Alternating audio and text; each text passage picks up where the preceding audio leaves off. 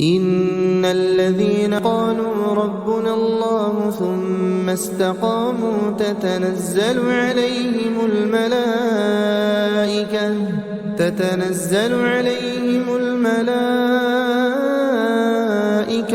ألا تخافوا ولا تحزنوا وأبشروا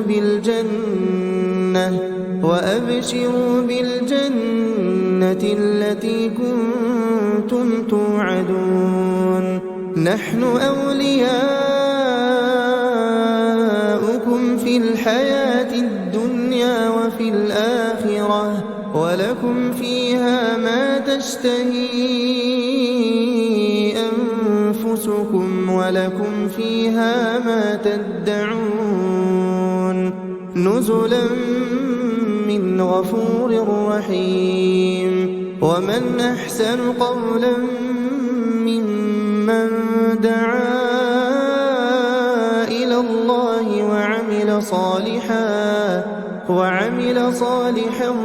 وقال إنني من المسلمين ولا تستوي الحسنة ولا السيئة ادفع بالتي هي أحسن فإذا الذي بينك وبينه عداوة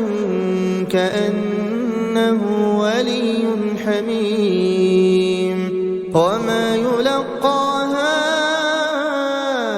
إلا الذين صبروا وما يلقاها إلا ذو حظ عظيم وإما ينزغنك من الشيطان نزغ فاستعذ بالله إنه هو السميع العليم